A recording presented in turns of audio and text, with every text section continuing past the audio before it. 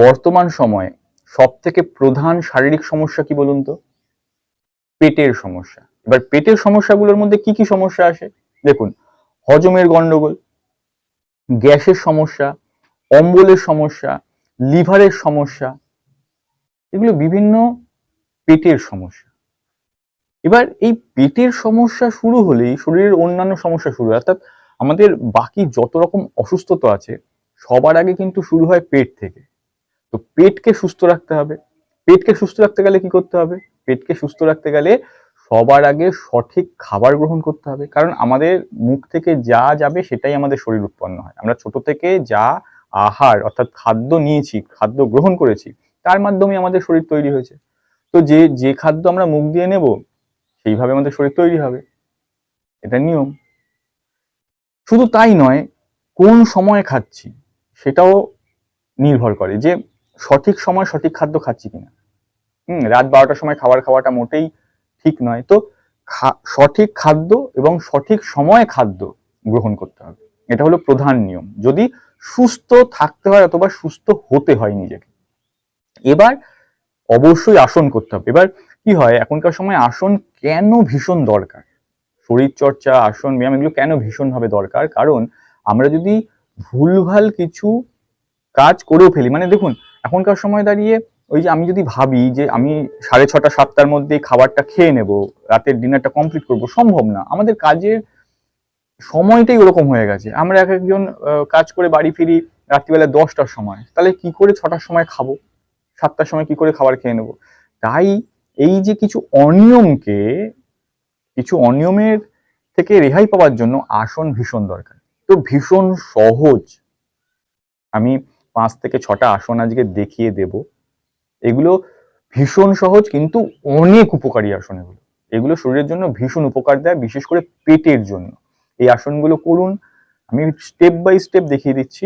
দেখুন, প্রথমেই যে আসনটা করব সেই আসনটার নাম হলো উত্থিত পদাসন। পেটের জন্য ভীষণ উপকারী এই আসন, কিন্তু মনে একটা জিনিস রাখতে হবে, প্রত্যেকটা আসনের পর অন্তত 1 মিনিট করে শবাসন করতে হবে, এবং উপর হয়ে যে আসনগুলো সেই আসনগুলোর পর মকর আসন করতে হবে। তো সবার প্রথমে দেখাচ্ছি উত্থিত পদাসন কিভাবে করবেন। কিছু ভীষণ সহজ, সোজা হয়ে বসুন আগে, এটাকে বলা হয় দণ্ডাসন। হয়ে আস্তে আস্তে এইভাবে শুয়ে পড়ুন। শুয়ে পড়লেন, এবার কি করবেন, হাত দুটো দুপাশে রাখুন, এইভাবে রেখে পা দুটোকে যতটা পারবেন, দেখুন প্রথম অবস্থায় তো বলে দিলেই আপনি পাটাকে তুলে দিতে পারবেন না যতটা বলবো, তো কি করবেন, প্রথম প্রথম অভ্যেস করুন। আসল নিয়ম হলো মাটি থেকে অন্তত 1 থেকে 1.5 ফুট উঁচুতে 45 ডিগ্রি অ্যাঙ্গেলে এইভাবে তুলে রাখা। এবার আপনার এটাতে প্রথমে কষ্ট হবে, কি করবেন, একটু বেশি তুলবেন, তাহলে দেখবেন কষ্টটা কম হবে। একটু বেশি তুলে রাখবেন। এবার যত অভ্যেস হবে আস্তে আস্তে, যত দিন যাবে অভ্যেস হতে থাকবে, তত আস্তে আস্তে পাটাকে নামিয়ে ঠিক এই হাইটে রাখার চেষ্টা করবেন। এই সময় দেখবেন পেট কাঁপছে, বুক কাঁপছে, এইগুলো প্রথম প্রথম অসুবিধাগুলো হবে, কোনো সমস্যা নেই, করতে থাকুন। এইভাবে মনে মনে 20 গুনুন, আস্তে করে নামিয়ে দিন। দেখুন 20 গুনতে প্রথম প্রথম সমস্যা হবে, একদম সহজ, যে প্রথমে শুরু করব যখন অসুবিধা হবে এগুলো, হ্যাঁ, কিন্তু কি করব, একটু সহজ ভাবে কিভাবে করা যায় দেখে নেব। বেশি করে পাটা তুলবো, বেশি করে পাটা তুলে 20 গুনবো, তারপরে আস্তে আস্তে নামাবো, চেষ্টা করব, দেখবো এতটা রাখলে কতটা হয়। সব থেকে ভালো আসল হলো এইভাবে রাখা, ঠিক এই ডিগ্রিতে, এই এই এতটা হাইটে, ঠিক আছে। এইভাবে 3 বার তুলবো, 20 থেকে 30 গুনবো, নামিয়ে রাখবো, তুলবো, 20 থেকে 30 গুনবো, নামিয়ে রাখবো, এইভাবে 3 বার করে একটু শবাসন। এরপরে কি হবে, নৌকাসন। এই যেটা অভ্যেস হবার পর নৌকাসনটা কি, এই দেখুন, পা উঠবে, শরীরও উঠবে, ঠিক এই শরীর উঠেছে। এবার দৃষ্টি থাকবে কি ওপর দিকে, ঘাড় কিন্তু এরকম হয়ে যাবে না, হ্যাঁ, ঘাড় এরকম থাকবে।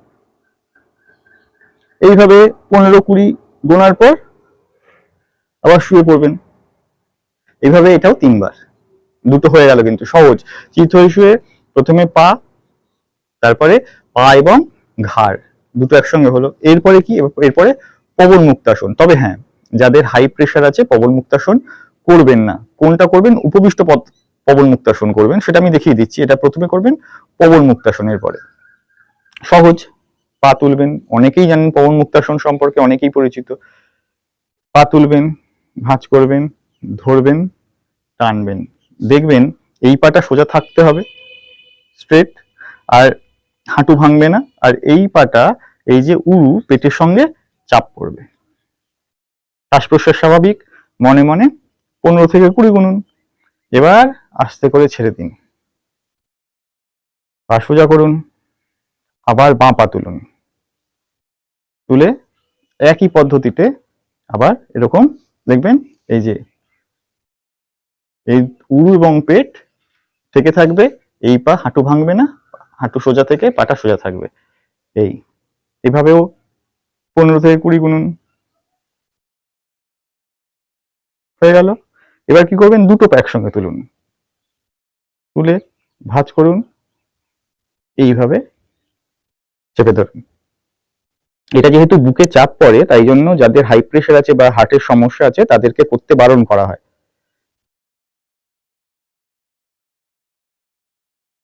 ঠিক এই পদ্ধতিতে 3 বার করুন, 3 বার করে শবাসন করুন।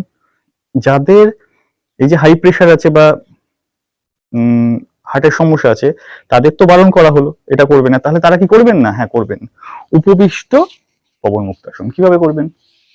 সোজা হয়ে বসুন, বসে একই পদ্ধতিতে প্রথমে ডান পাকে এরকম ভাঁজ করে এরকম রাখবেন, 10 থেকে 15 গুনবেন। এরপরে বাঁ পা, এটাকে বলা হয় উপবিষ্ট পবন মুক্তাসন, একই উপকার পাবেন। এবার দুটো পা যতটা আসবে ভাঁজ করে এভাবে বসুন, 15 থেকে 20 গুণ। সহজ, এ তো হয়ে গেল। এবার চিত হয়ে 3খানা আসন হয়ে গেল। এবার উপর হয়ে, উপর হয়ে কি আসন? ভুজাঙ্গাসন। কিভাবে করতে হবে দেখুন, প্রত্যেকটা আসন পেটের জন্য, প্রত্যেকটা আসন একটা জিনিস লক্ষ্য করছেন, প্রত্যেকটা কিন্তু পেটের ওপর চাপ পড়ছে। যখন অভ্যেস করবেন তখন বুঝতে পারবেন পেটের উপর চাপ পড়ছে, এবং এই পেটের উপর চাপ পড়াতে পেটের কাছে রক্ত সঞ্চালন বেশি হচ্ছে, তাই জন্য সেইখানকার সুস্থতা, শরীর সেখানেই অক্সিজেন দেবে রক্তের মাধ্যমে, এবং পেট আস্তে আস্তে সুস্থ হতে শুরু করবে, হজম ভালো হতে থাকবে। অম্বলের সমস্যা, এমনকি যাদের ফ্যাটি লিভার আছে, লিভারের সমস্যা আছে, এই আসনগুলো করলে কিন্তু অনেক উপকার পাওয়া যায়। এবার ভুজাঙ্গাসন, উপরে শোবেন, শোবার পর হাত দুটোকে এই যে কাঁধের সমানে নামাবেন, নামিয়ে থুতনিটাকে মাটিতে। এবার কি করবেন দেখুন, পা সোজা কিভাবে আছে দেখে নিন।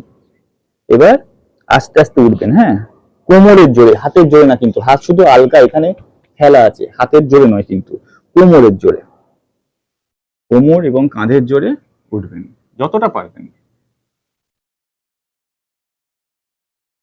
এতে পেটের সঙ্গে সঙ্গে আমাদের কোমরের যে পেশি তার শক্তিশালী হয়, যে পিঠের পেশি শক্তিশালী হয়। এরকম ভাবে 15 থেকে 20 গুনবেন, আবার নামবেন,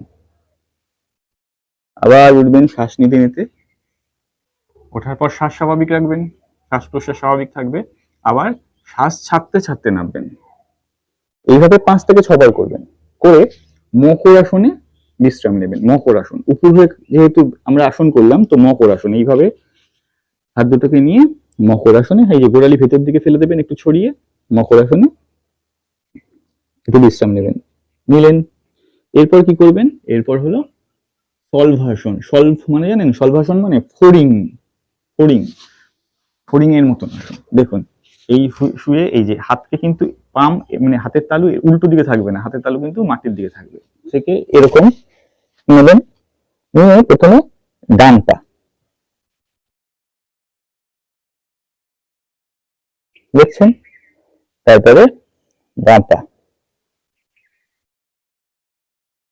এবার যতটা পারবেন হাতের উপর প্রেসার দিয়ে দুটোটা তুলবেন, যতটা পারবেন, কোনো চাপ নেই।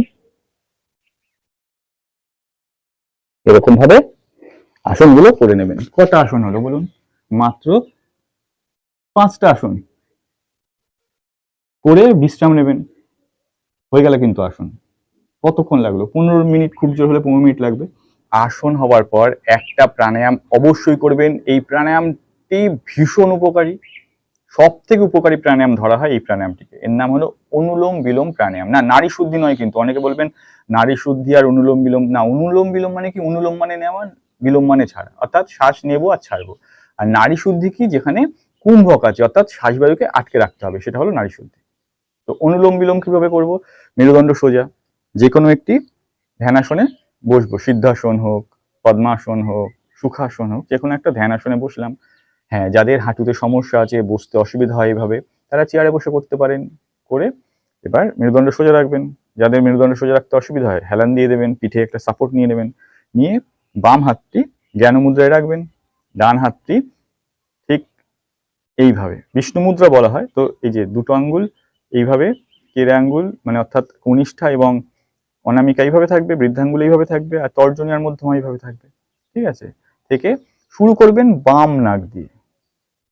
বাম নাক দিয়ে শুরু, ডান নাক চেপে দেবেন, বাম নাক দিয়ে ধীরে ধীরে সম্পূর্ণ শ্বাস গ্রহণ করবেন, যেন আওয়াজ না হয়, নিজেও যেন শুনতে পাবেন না আওয়াজ, এরকম।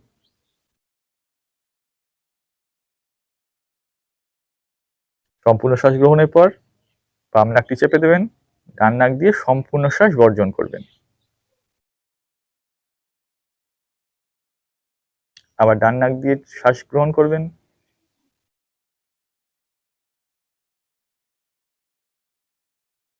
বাম নাক দিয়ে ছেড়ে দেবেন সম্পূর্ণ।